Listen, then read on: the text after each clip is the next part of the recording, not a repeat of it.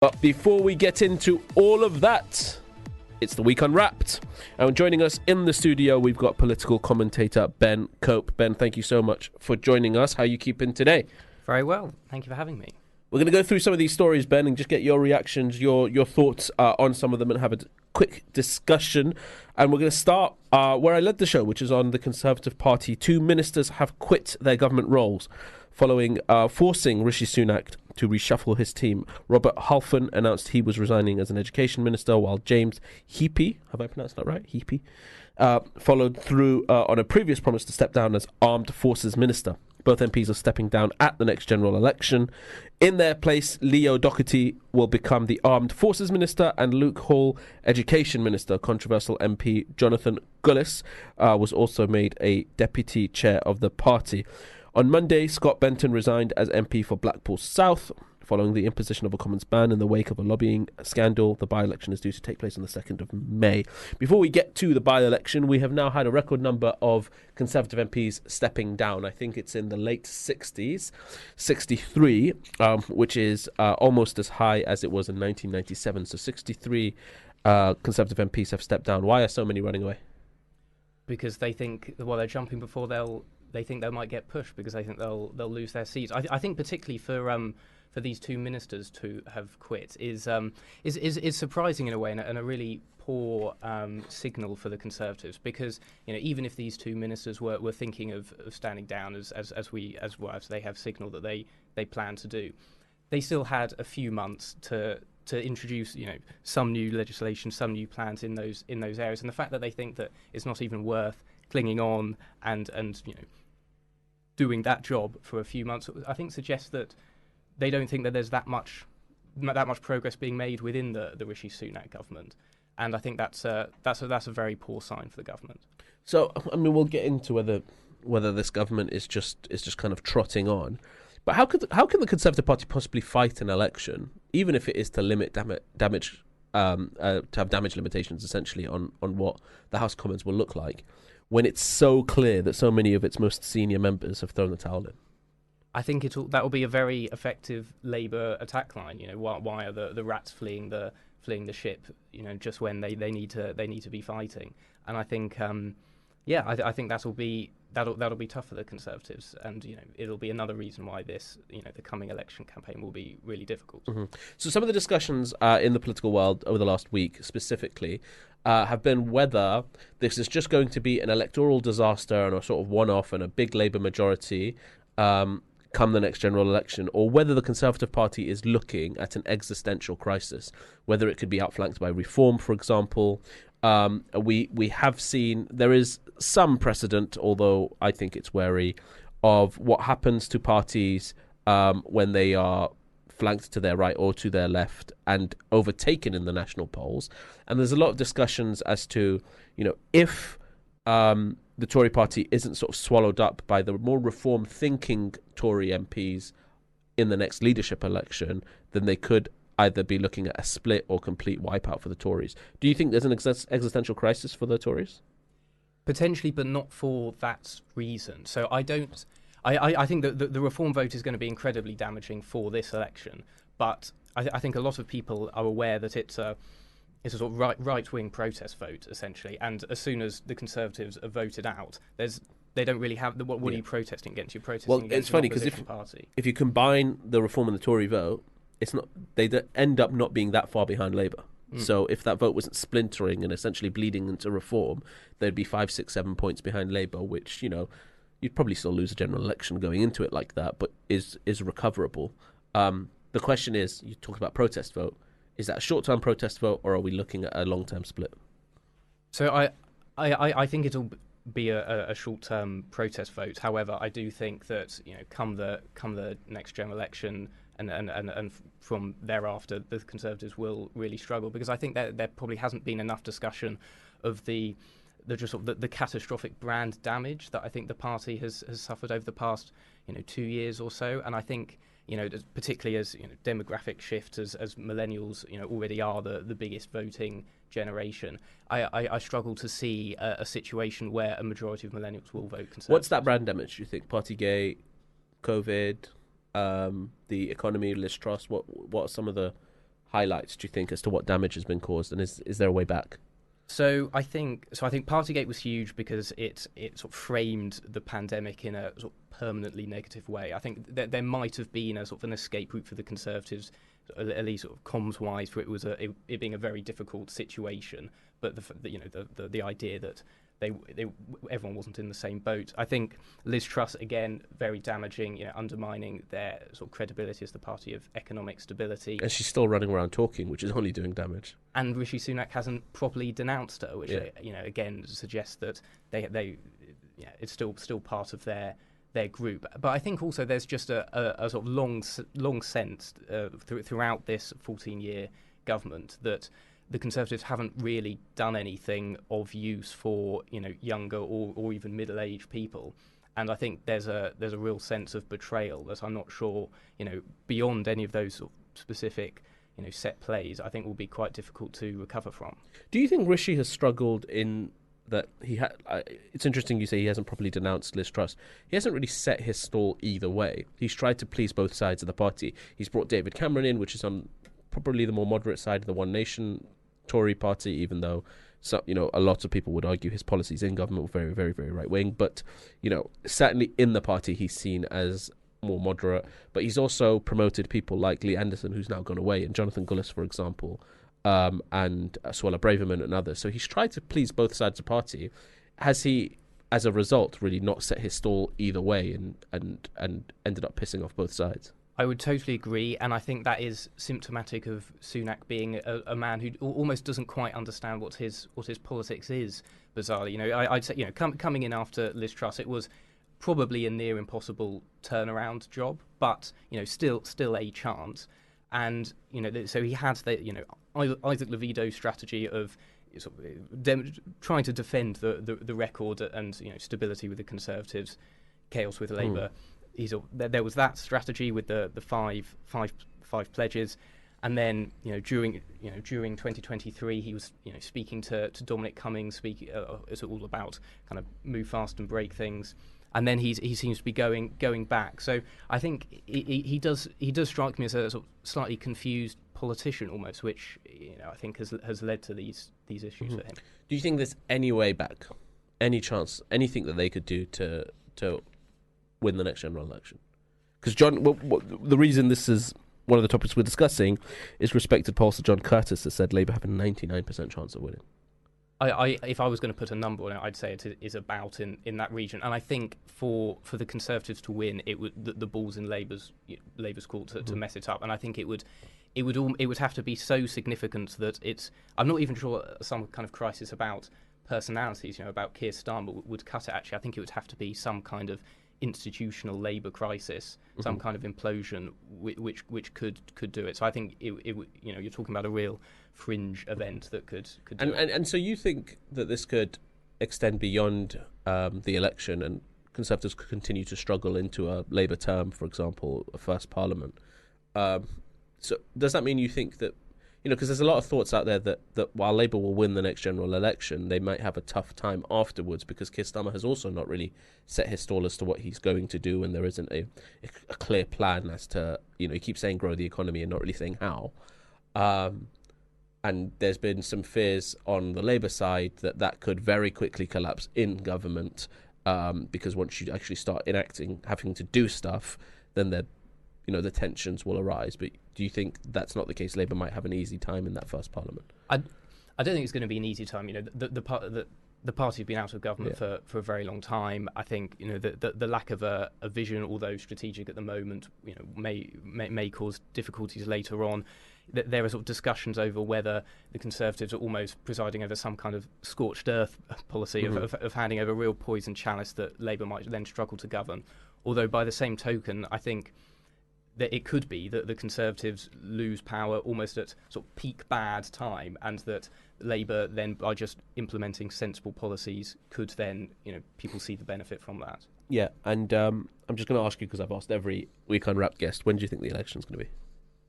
October, November. I think so too. Okay, we're going to move on to the next story, and it continues on Conservative campaigning strategies, tactics, and perspective. And this is surrounding London, the controversial Conservative attack video that portrayed London as a crime-racked hellhole was put together by a central party rather than its mayoral candidate and has dismayed some around Susan Hall, The Guardian has London reported. The brief but dramatic film features an American accent voiceover declaring the city the crime capital of the world and, using dubious claims, sought to blame Sadiq Khan.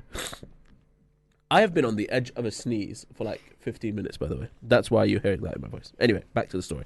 While Hall is the main challenger to the incumbent London mayor in the 2nd of May elections, Tory party sources said that the video was entirely the work of a Conservative campaign headquarters and had not been well received. It does something to make you wonder if there's a Labour mole working in CCHQ, they said. It insulted people's intelligence and it has left some people on her campaign notably pissed off. Ben, I don't know if you've seen this video. It looks like something that would come off a really, really bad American political sort of show. And it seems to have gone down entirely wrong. But maybe that's just with more sort of liberal online audiences. What do you make of the video, first of all? I thought it was in poor taste and well, it has backfired. I think, you know, that having an American voiceover I thought was quite odd, saying that Sadiq Khan seized power when obviously, you know, he's got more of a democratic mandate than Rishi Sunak. I didn't think that was a particularly sensible thing to do. Also, the original version of the video had footage from New York, and they had to take it down and then repost it. Yeah, which doesn't suggest even they have great confidence in the video. As you say, the sort of dubious crime statistics, I don't think that was particularly wise. And I think, you know, as you said, Susan Hall and her team have good reason to be angry about this, because I think she you know, I'm not her biggest fan, but I think she has, for example, when Lee Anderson made his, you know, what I thought were racist comments about Sadiq Khan, she distanced herself from those, which I thought was a commendable thing to do. Mm-hmm. And, you know, here it looks like, again, she's being undermined by the Central Party HQ. So she certainly won't be happy.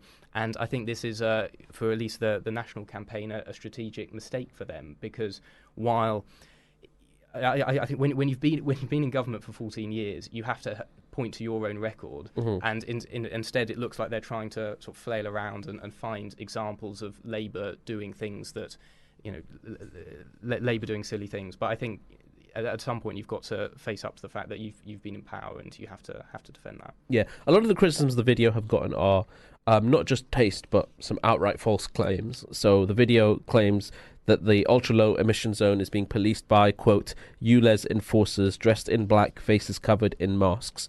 That's not true. The zone isn't enforced by people. It's enforced by using cameras around the country, which anyone who knows anything about ULEZ will know. And I've been critical of ULEZ myself on the show, but, I mean, we're not going to disagree on the colour of the sky. It talks about a sort of crime-ridden capital city, and I think everybody would agree crime is an issue in London, but the data suggests London has one of the lowest levels of antisocial behaviour. 14.9% of people in London experienced crime either to their person or to their household in the year ending September 2023, compared to 15.7% through England and Wales. It has, again, some of the lowest rates. Murder rates has fallen under all three mayors and has fallen under Sadiq Khan as well. I say all of this because there is a serious concern around truth in politics. And, you know, politics has long had a history, and democracies have long had a history of stretching the truth. But we now seem to be way beyond that in our political campaigning and just putting out things that are outright false. How much does that concern you around our political culture?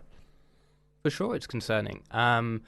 But by the same token, I don't think it's sort of hugely surprising. This isn't a one-off event. There's been I would say a sort of gradual slide probably since and including the Brexit campaign. But yeah, it's definitely concerning. Mm-hmm. Okay, so we're going to move on to the next story, and again, this plays a little bit into the election prospects because it has been such an important issue for the Conservatives, and one that they've spoken about quite recently. A record number of migrants have crossed the English Channel so far this year, according to Provisional Home Office figures. Some 4,644 have made their journey in 2024, a record for the first 3 months of the calendar year. Of the total, 338 people arrived in the UK in 7 boats on Tuesday. The latest data exceeds the previous record high figure of 4,548 for January to March 2022, and had already surpassed the 3,793 arrivals in the first few months of last year. It comes despite Rishi Sunak's ongoing bid to stop the boats, and the Prime Minister saying his plan was working. Last week, Downing Street declared the government was dealing with a migration emergency after a record day for crossings. Some 514 people made the journey on 10 boats on the 20th of March, making this the busiest day since the start of the year. Rishi Sunak has made this a key tenet of his essentially election bid. And the campaign slogan seems to be "stick to the plan," but the plan's not working. Yes, he sort of pushed himself into a slightly odd corner whereby unless a flight takes off to Rwanda, it seems like his premiership has failed, which does seem like an unwise position to be in. But I think on this issue at least, it does feel like both. I'm not sure either party has really kind of fully grappled with both the scale and the future scale of this issue, and really come up with credible policies. For me, I think Rwanda was always a sort of a laughable plan. But by the same token, I think Keir Starmer's sort of approach of trying to smash the gangs, as he says, I don't really see how that is demonstrably different to what's been tried in recent years. So why has Rishi Sunak gone all in on? Because it seems like this is the policy that he's gone all in on. Why has he done that? He must have some confidence and some flights will take off to Rwanda. Well, I think it was a strategic error, but if we believe what we read, it was a call made by the advisor Will Tanner, and he thought that it's a wedge issue. Yeah, it's a wedge issue, and it almost I suppose a bit like the prorogation of Parliament. It sort of, in that instance, they probably made the call that it didn't really matter if it was illegal or not, because it just showed that they were trying to sort of push through the blob or the establishment or whatever you want to call it.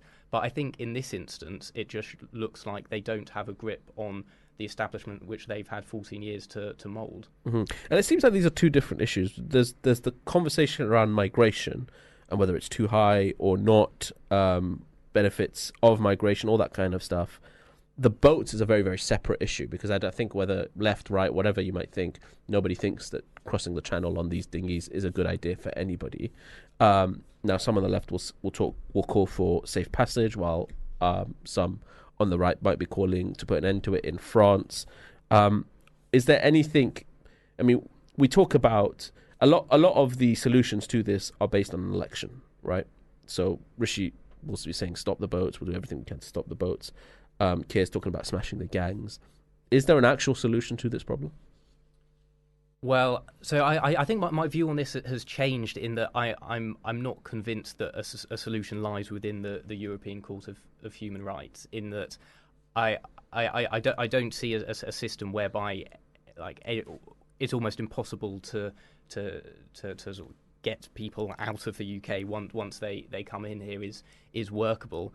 I think the solution of trying to almost build a higher and higher wall or a sort of deeper and deeper moat across the channel, I think that's been shown not to work, because people, not just here, in other countries as well. For sure, I think it's really in anything, it creates humanitarian issues, because it makes it harder and harder for people who are probably going to make the journey anyway, and it's been shown not to be a deterrent. So you're just pushing people through more and more dangerous situations. So surely it makes more sense then to make sure that these people don't die in the channel, given that they're going to make the journey anyway. They're desperate. I mean, we can have a discussion as to why they're making it, but I don't want to do that right now. They're going to make the journey anyway. Surely it makes sense. There is merit to the argument that there should be some safety in passage to make sure that kids don't die in the channel.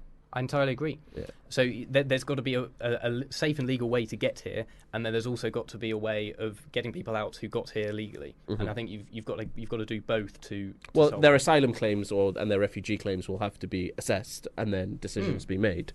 But that can't be done. It has to be done onshore, right? Because the Rwanda plan suggests it be done offshore. Yeah, I agree. I think, I mean, particularly sort of doing it half the world away seems crazy. Yeah. Okay, let's move on to the final story. We've got a little bit of time that we're going to touch on this. I didn't think we'd get time. The UK government has formally accused China of being behind what it called malicious cyber campaigns against MPs and the Electoral Commission. 2 people and a company have been sanctioned over cyber attacks. Deputy PM Oliver Dowden said that they were behind attempts to access details of MPs critical of Beijing, as well as the data of potentially 40 million voters. The Chinese embassy in the UK says that these are completely unfounded claims amounting to malicious slander. The UK sanctions will freeze assets, barring UK citizens and businesses from handling their funds or resources. A travel ban will also prevent them from entering or remaining in the UK. The UK will not tolerate malicious cyber activity, Mr. Dowden said.